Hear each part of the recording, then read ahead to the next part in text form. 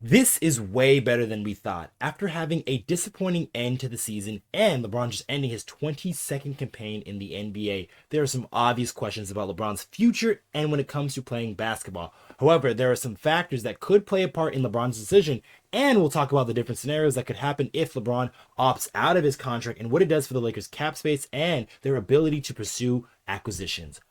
What's good? I'm Okechi Apakama, and this is Lakers Digest coming at you with another video. And before we get into everything we have here for today's video, I just want to remind you guys to subscribe to the channel if you haven't already to get those Laker updates, guys, especially with us pushing towards our goal of 20,000 subscribers.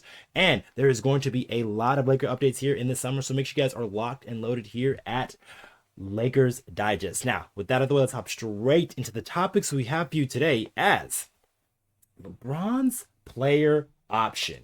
So, this is probably the biggest storyline, I think, for the Los Angeles Lakers to start off with their offseason is LeBron's player option. So, what is going to happen in this scenario? So, there are a couple different things that could happen with LeBron James and his player option. One, obviously, is that player option he has. He can pick it up. It's about $56.2 million. He can pick that option up and be locked in for next season with him becoming an unrestricted free agent in the year 2026.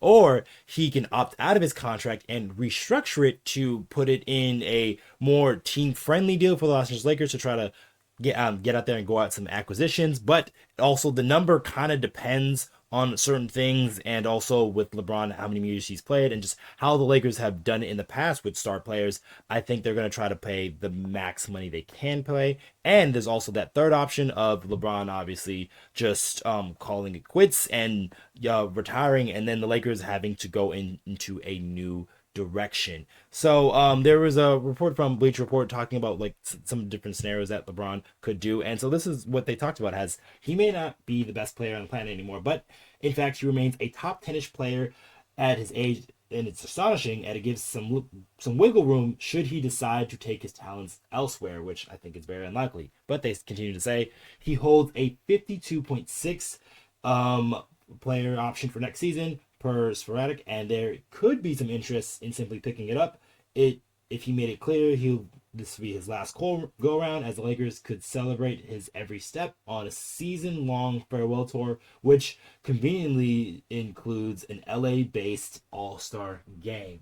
So, like I said, there is a couple different things that LeBron could do here. It obviously depends on what he is thinking about and what he wants to do with his future, with his basketball future, because I think at this point, really, I don't think he's going to any other team to play basketball for any other team other than the Lakers, just because he is kind of comfortable here. He has now spent more years here with the Lakers than he did with Miami.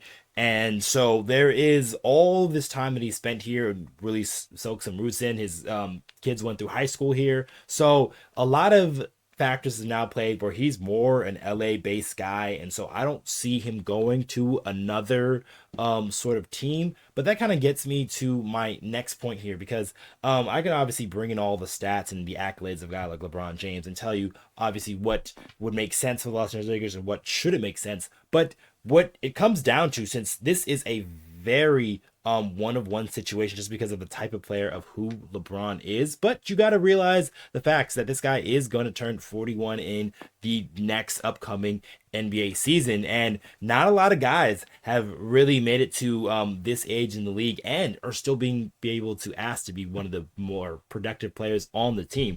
At the very least, probably the number 2 for the Los Angeles Lakers because of Luka Doncic. But let's just get into that a little bit as what are the different avenues with LeBron. So there are different ways that the Lakers, like I said, could go about it, and I don't think it's gonna end up like, say, LeBron ending up on another team, so to speak. But so it's probably gonna come down to one of the two options, and then this is just in thinking that he's going to come back next season. So if LeBron does not retire and he's going to come back next season, then there's a couple of different things that the Lakers can do. Now, obviously, there's things that the Lakers fans want, and there's things that maybe LeBron wants to do. So as far as the Lakers are concerned, one of two options, like he said, he can pick up that player option.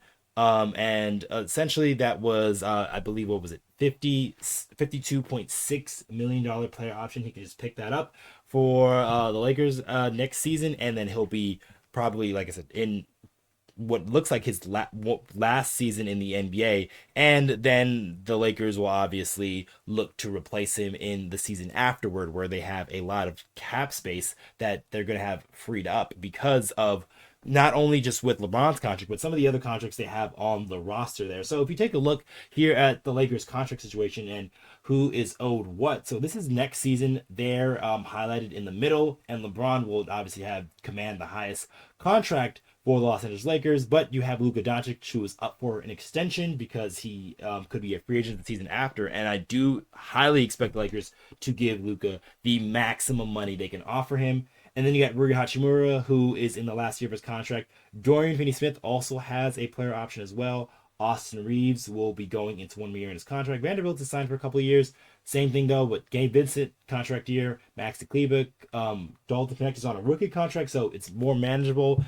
Shake Milton, I do see him as a trade candidate, is because he has non-guaranteed money. And then you have Jordan Goodwin, who has a team option. And then right below that is actually Bronny James, which is about 1.9 million or so. So the Lakers are currently, because the cap has not been set, we don't know what it is just quite yet, but the Lakers are projecting to be pretty close in that right before that first apron, but not yet over it. Obviously that depends on what happens with the contracts and who picks up what, and say if the Lakers were to make a trade for somebody, and then they would have to aggregate these new contracts. So the cap hasn't been set just yet, but just where the Lakers are, it is hovering pretty close to that first apron, and obviously there's going to be restrictions for the Lakers when it comes to making moves. So it would be ideal for the Lakers for LeBron to not pick up that option and opt out. And so they talked about that a little bit here,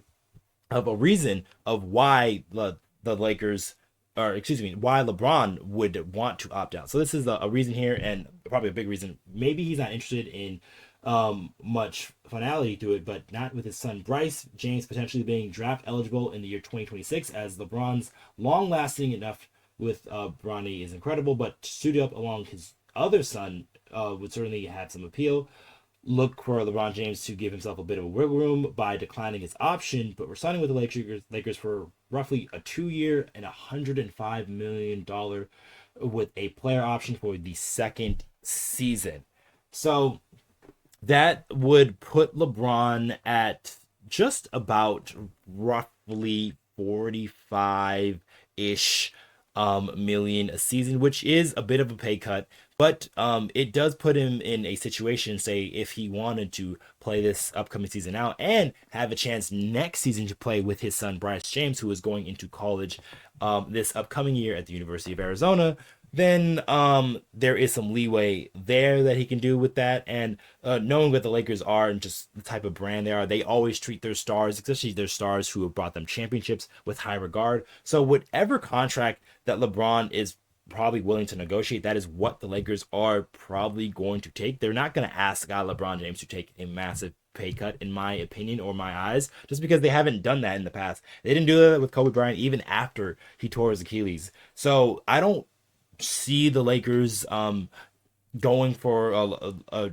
LeBron to take a pay cut, and it was already reported through The Athletic that he wasn't willing to take much of any of a pay cut. If he might, it might to be like something that he did last season, where he took just enough money underneath the second apron so the Lakers weren't heavily taxed. So it could be something similar of that ilk, but LeBron James has always been a guy that has been about, getting the most money that he can, and more power to him. I am supportive players who want to do and go this route, to make the most money that they can, because when this thing is done, you're not going to be making that same type of dollars. But obviously an argument can be made for LeBron James to take less, just because of the different ventures and avenues that he has money coming into. But there is just not having that guarantee, and that's, I think, the big reason why a guy like LeBron James won't be taking a pay cut, just because he doesn't have a sort of guarantee that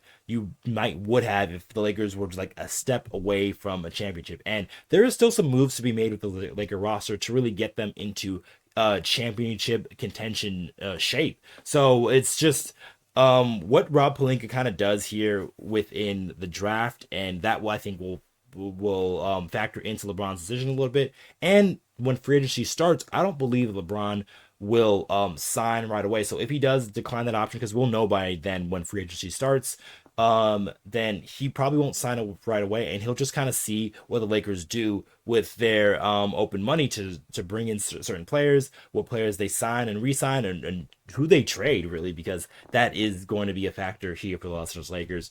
So that is a big reason why, like with LeBron and his player option, why this is a big deal for the Los Angeles Lakers, and to seeing what he does and which way he swings is going to be a big factor. But I do have one more thing to also get to in this video, guys, and the Lakers are trying to improve their conditioning.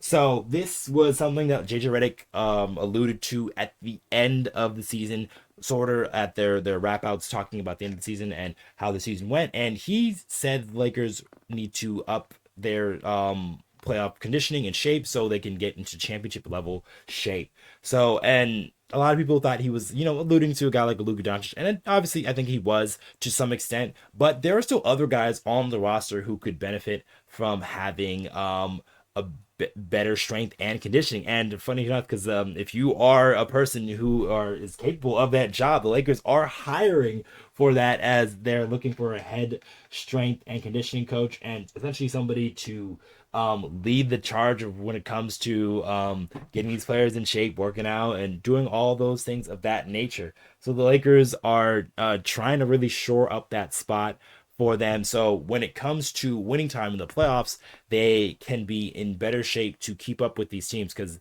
there is a lot of speed and length and strength in these playoffs, and it's really showing up in with the teams that are taking command of their series. So the Lakers need to really upgrade in that portion of the game if they really want to get to the ultimate goal of winning a championship. But that's probably going to be it for this video, guys. Make sure you guys comment down below of what you think a guy like LeBron James should do. Do you think he should decline that player option and sign a more team-friendly deal, or are you more of the ilk of players getting as much money as they should and him trying to just get the max dollars he could, regardless of what the Lakers want to do? Let us know in the comments down below. And there is still 75% of you guys who recently watched our videos who are not yet subscribed to the channel. And if you guys want more of that, like your news, like your updates, trade rumors, the game recaps, just every and all things LA Lakers, you guys want to come right here to Lakers Digest so you don't miss any of that action. All right, I've been your host, Okechi Apakama, and I'll catch you guys on the next one.